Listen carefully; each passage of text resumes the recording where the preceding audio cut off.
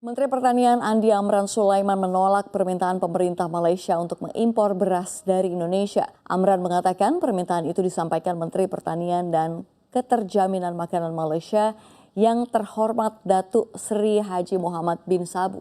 Amran mengatakan belum bisa mengabulkan permohonan tersebut karena Indonesia akan menjaga stok di dalam negeri terlebih dahulu.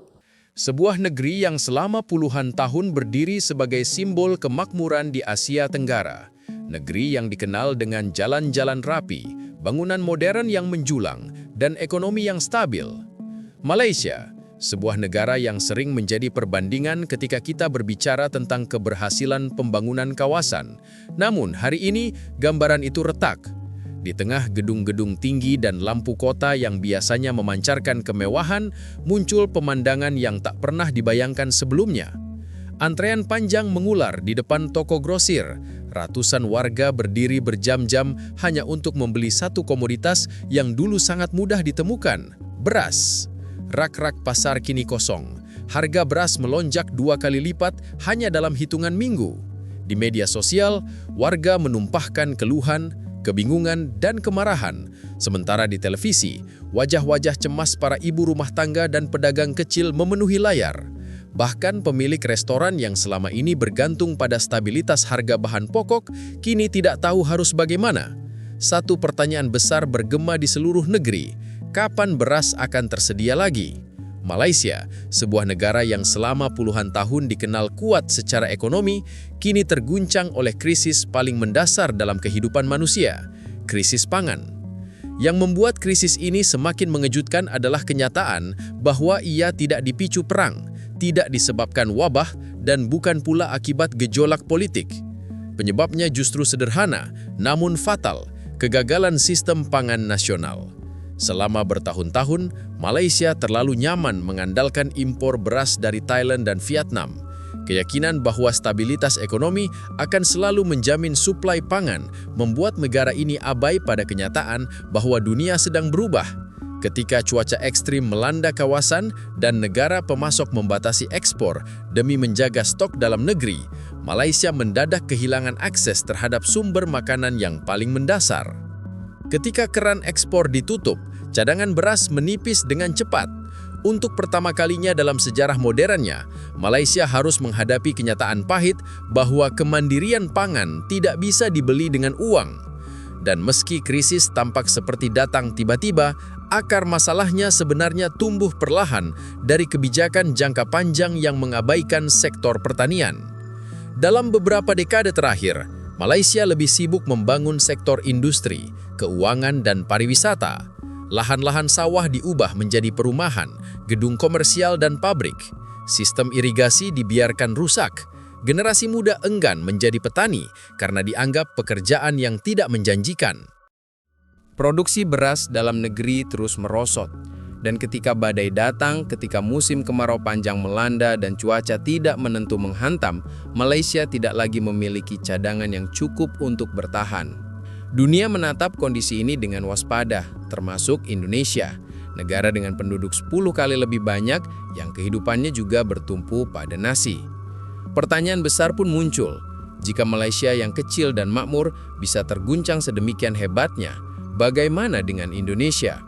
Namun, cerita di Indonesia justru bergerak ke arah yang berbeda. Saat negara tetangga panik, Indonesia tampil tenang. Tidak ada antrean panjang di pasar, tidak ada kepanikan di televisi, harga beras tetap terkendali, dan ketersediaan stok terjaga.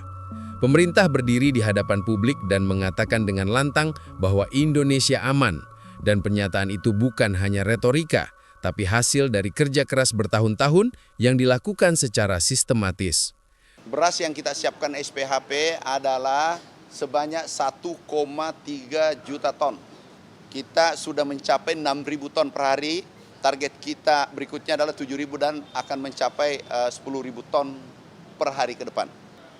Cadangan beras pemerintah masih 3,9 juta ton, masih cukup besar, sangat aman. Dalam beberapa tahun terakhir, Indonesia memilih memperlakukan pangan bukan sebagai isu sampingan, melainkan sebagai fondasi utama pertahanan negara. Karena dalam dunia modern, perang tidak hanya terjadi di medan tempur, tetapi juga di dapur rakyat. Tahun 2025 menjadi tonggak penting dalam sejarah pangan Indonesia. Pemerintah mengalokasikan anggaran luar biasa besar mencapai 15,5 triliun rupiah khusus untuk sektor pangan. Angka yang meningkat lebih dari 36% dari tahun sebelumnya. Dana ini tidak hanya dipakai untuk membeli pupuk atau benih, tetapi untuk membangun masa depan pangan Indonesia yang lebih kuat. Proyek-proyek irigasi besar dibangun dan dipulihkan. Bendungan diperbaiki. Pupuk bersubsidi didistribusikan dengan lebih tepat sasaran dan teknologi modern ditanamkan pada sektor pertanian. Indonesia tidak ingin lagi sekedar bertahan. Indonesia ingin berdaulat. Di berbagai wilayah, proyek pertanian berskala nasional berjalan serentak. 3 juta hektar lahan baru dibuka dari Kalimantan hingga Papua. Lahan rawa dan tanah tidur disulap menjadi sawah-sawah produktif. Cangkul digantikan dengan traktor dan mesin modern. Drone terbang di atas sawah, melakukan pemupukan secara presisi. Sistem pertanian digital digunakan untuk memantau tanah, air, dan cuaca, sehingga ketergantungan pada musim hujan semakin berkurang. Para petani diberi pelatihan, akses permodalan, dan jaminan harga gabah agar mereka tidak lagi hidup dalam ketidakpastian. Langkah besar ini tidak mudah. Banyak yang meragukan, banyak pula yang mencibir. Namun Indonesia memahami bahwa ini bukan sekedar pilihan, melainkan kebutuhan. Dunia sedang bergerak ke arah yang tidak pasti. Krisis pangan global bukan ancaman masa depan, melainkan realitas masa kini. Dan hasil kerja keras itu kini mulai terlihat. Produksi beras nasional meningkat tajam. Gudang-gudang Bulog lebih penuh daripada sebelumnya. Cadangan beras naik dari 8,4 juta ton menjadi lebih dari 14 juta ton, dengan surplus ratusan ribu ton. Dalam diam, Indonesia bangkit menjadi kekuatan baru dalam diplomasi pangan Asia Tenggara.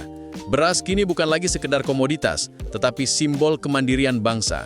Dan di balik semua pencapaian itu, ada jutaan petani yang menjadi pahlawan tanpa tanda jasa. Mereka bekerja di bawah terik matahari, menanam benih harapan tanpa banyak bicara. Mereka berjudi dengan alam, berjuang menghadapi banjir, kemarau, dan harga yang sering tidak menentu. Namun kini, untuk pertama kalinya dalam waktu lama, mereka mulai merasakan perubahan. Hasil panen meningkat, akses pupuk lebih mudah, dan harga lebih stabil. Pertanian pun berubah wajah. Di desa-desa Jawa Tengah, Kalimantan Selatan, hingga Sulawesi Barat, petani menggunakan sensor tanah, memantau kelembaban lewat ponsel dan berdiskusi lewat grup daring mengenai pola tanam yang tepat. Pertanian bukan lagi dianggap kuno, ia menjadi kebanggaan nasional. Namun perjalanan ini belum usai. Tantangan global semakin besar, perubahan iklim makin ekstrim, geopolitik dunia semakin tegang, dan rantai pasok global mudah terganggu oleh konflik. Krisis pangan Malaysia adalah pengingat pahit bahwa kemakmuran tanpa kemandirian adalah fata morgana. Modernitas tanpa ketahanan pangan dapat runtuh dalam sekejap. Indonesia memilih jalan yang berbeda, jalan yang lebih sulit tapi bermartabat, jalan menuju kedaulatan pangan. Beras bukan sekedar makanan. Ia adalah lambang kehidupan, lambang perjuangan, dan simbol martabat bangsa.